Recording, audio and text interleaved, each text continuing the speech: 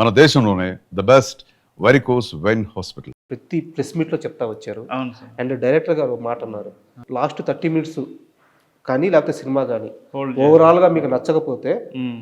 అమీర్పేట సెంటర్లో కడ్రాయితో తిరుగుతానని చెప్పి చెప్పారు. అంత కాన్ఫిడెన్స్గా ఉన్నాడు. మ్మ్. ఈవెన్ ఇప్పుడు సినిమా చూస్తుంటే 30 మినిట్స్ అసలు మా థియేటర్లో కూర్చున్న ఫీల్ రావట్లేదు. మ్మ్. కనెక్ట్ అయిపోయాం, ఏదో మన లైఫ్ లాగా అవును, అనిపిస్తుంది. అవును. ఆ 30 మినిట్స్ ట్రీట్మెంట్ ఇలాగే ఉండాలి, ఇది చెయ్యాలి అని చెప్పి ఎందుకు ఆలోచించారో, ఆలోచన ఎలా వచ్చింది డైరెక్టరే సార్, డైరెక్టర్, కంప్లీట్ డైరెక్టర్. ముఖ్యంగా వెంకన్న క్యారెక్టర్తో అలా చేయించడం? డైరెక్టర్ యొక్క ఎక్స్ప్రెషన్ అది. మ్మ్. మేము దాన్నే నితిన్ గారు, నేను, సాయి, మేము ఇంకా దీన్ని ఇంకేమన్నా, ఇంకా దీనికి ఇంటెన్స్తో ఇంకేమైనా పెంచొచ్చా ఇట్లా ఆలోచించాం తప్ప. భయం వేయలేదా? ఆ? తెలుగు సినిమాలో ఇప్పటి వరకు చూపిన ఒక ట్రీట్మెంట్ అది. సో కొత్త అటెంప్ట్, భయపడలేదా జనాలు ఎలా రిసీవ్ చేసుకుంటారని? కొంచెం భయం వేసింది నాకు, ఆలోచించా. కానీ సాయి, ఈటీవీ విన్ సాయి గారు ఇచ్చిన ధైర్యం.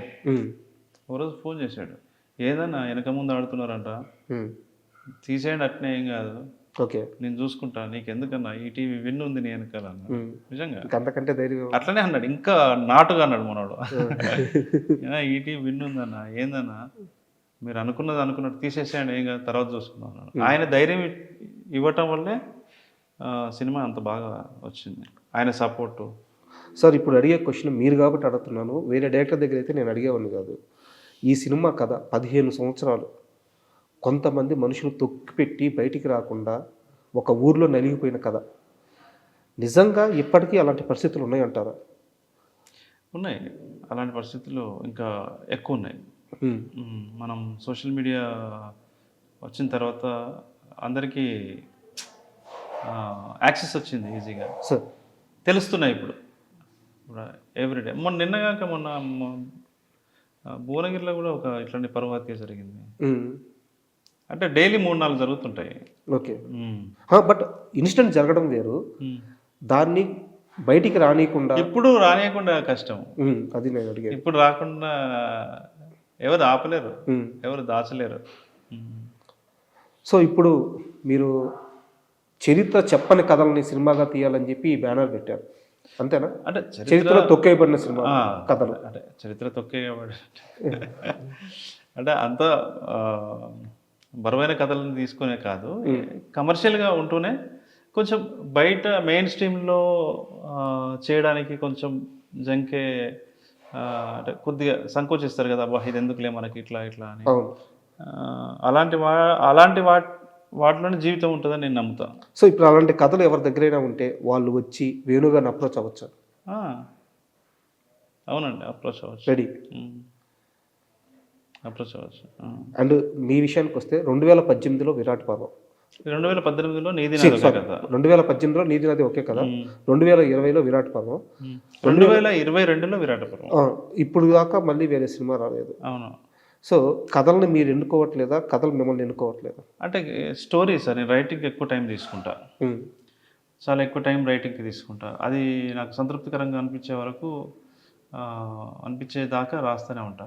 ఓకే, అట్లా ఒక కథ లాస్ట్ వరకు రాసి వద్దులే ఇది తర్వాత అటెంప్ట్ చేద్దామని మళ్ళీ పక్కన పెట్టిన సందర్భాలు ఉన్నాయి. సో స్క్రిప్ట్ ఇంపార్టెంట్ నాకు, కాబట్టి నేను టైం తీసుకుంటా. టైం తీసుకున్నా కూడా మంచి సినిమా తీస్తా. మీ వెన్నెలతో ఇప్పటికి మీ అనుబంధం ఎలా ఉంది? మీ వెన్నెల మా సాయి పల్లవి గారు అంటే ప్రొఫెషనల్ యాక్ట్రెస్ ఆవిడ. మనము చాలా బిజీ ఆర్టిస్ట్, చాలా పెద్ద ఆర్టిస్ట్, ప్రొఫెషనల్గానే ఉంటుంది రిలేషన్ ఎప్పుడు కూడా. ఓకే, అంటే ఏదైనా సందర్భం వచ్చినప్పుడు మామూలుగా మాట్లాడతాం అంతే, ఆమె బర్త్డేకు నా బర్త్డేకి ఇట్లాంటి సందర్భాలు తప్ప, పని కట్టుకొని మనము హాయ్ ఎలా ఉన్నారు ఏంటిని, టైం వాల్యుబుల్ కదా సార్.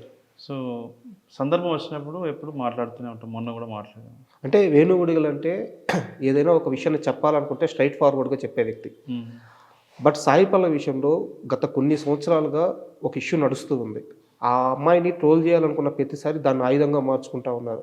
విరాట్ పర్వం సినిమా ప్రమోషన్స్లో తను మాట్లాడిన మాటలు అంటే ప్రతి ఒక్కరికి వాళ్ళ ప్రాస్పెక్టివ్ ఉంటుంది. పాకిస్తాన్ సైనికులు కూడా వాళ్ళ ప్రాస్పెక్టివ్ వాళ్ళకు ఉంటుంది కదా, అలాగే నక్సలైట్లు కూడా వాళ్ళ ప్రాస్పెక్టివ్ వాళ్ళకు ఉంటుంది. ఎవరి సైడ్ నుంచి చూస్తే వాళ్ళే హీరో అని చెప్పేసి తను మాట్లాడింది. సో దాన్ని ఇప్పటికీ ట్రోల్ చేస్తూ ఉన్నారు.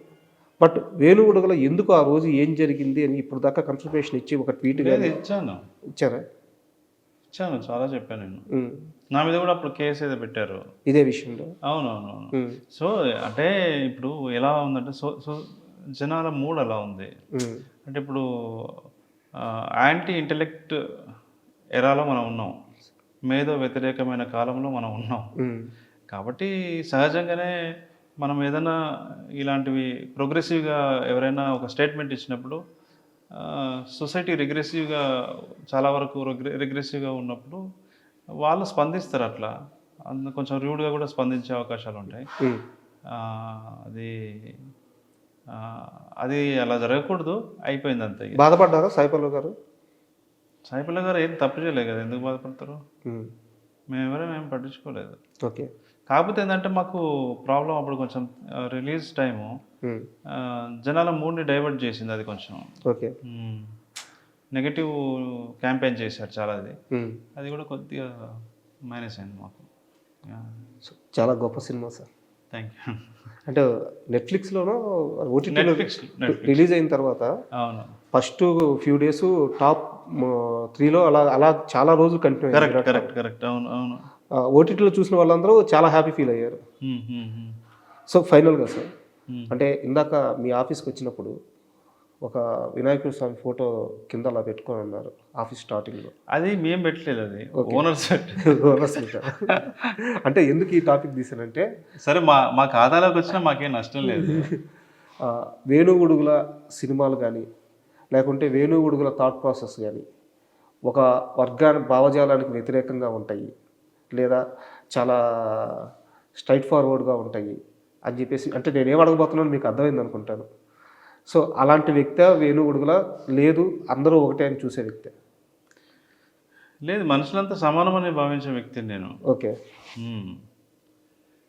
అట్లేం లేదు. ఇక్కడ మతంతో కానీ ప్రాంతంతో కానీ మనుషులంతా సమానమని నేను భావిస్తా, కానీ మన దేశంలో మనుషులంతా సమానం కాదు. ఓకే.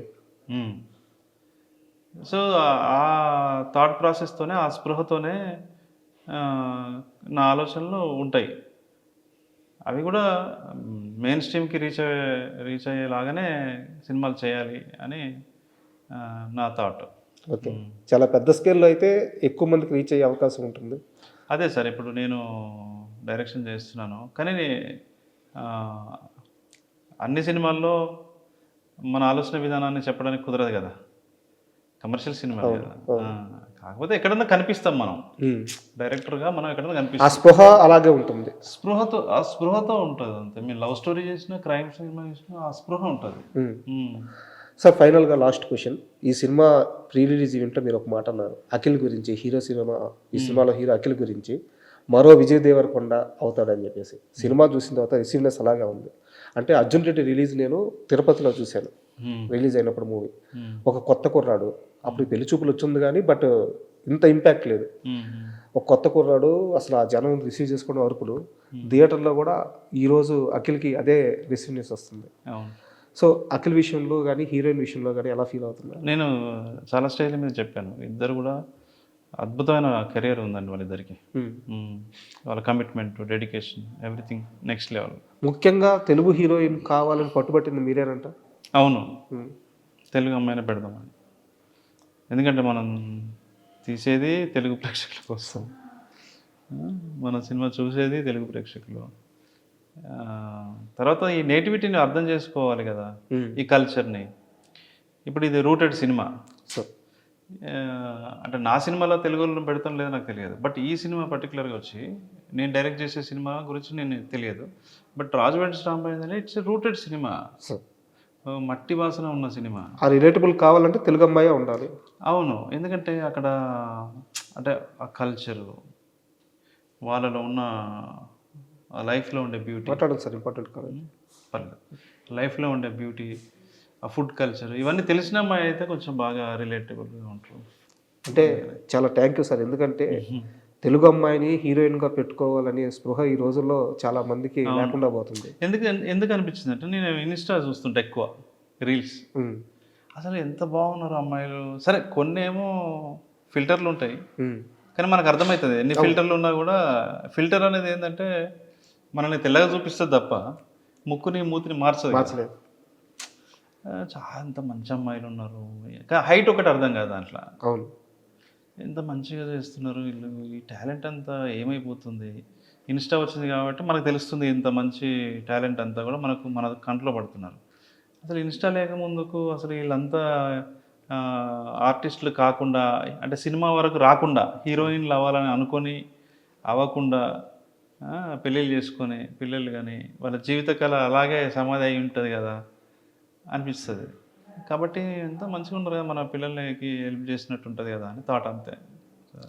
అండ్ నిర్మాత పరంగా చూసుకుంటే చాలా ఇబ్బందులు ఉంటాయి సార్. Correct. మీకు ఇప్పుడు దాకా డైరెక్టర్గా అనుభవం ఉంది కానీ నిర్మాణం కొత్త. సో ఇండస్ట్రీ నుంచి చాలామంది సపోర్ట్ చేసి ఉండొచ్చు, కానీ మీకు బయట నుంచి ఈ సమయంలో అండగా నిలబడ్డ వ్యక్తి అంటే ఎవరి పేరు చెప్తారు?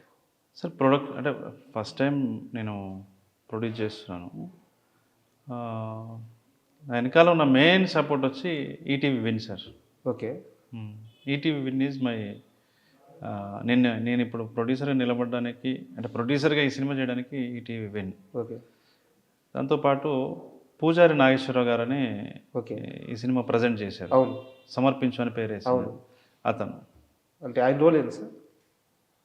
ప్రజెంట్ చేశాడు, ఈ సినిమా సమర్పించారు అంతే. అంతే కదా. ఇప్పుడు సమర్పించారంటే ఊరికే సమర్పించారు అని వేస్తారా, ఊరికే నిర్మాత అని వేస్తారా? వేరు కదా. సో ఎఫర్ట్స్ పెడితేనే కదా వేసేది. సో తన వర్క్ చాలా ఎక్కువ ఉంది, తన సపోర్ట్ ఎక్కువగా ఉంది. ఓకే. వీళ్ళిద్దరు బాగా చాలామంది ఉన్నారు. మిట్టపల్లి సురేందర్ ఆల్సో నా బెస్ట్. అది అంటే నేను ఈ డోలాముఖి సబాల్టన్ ఫిలిమ్స్ అనే దానికి నేను ఫ్రంట్ ఫేస్. ఓకే. ఓకే.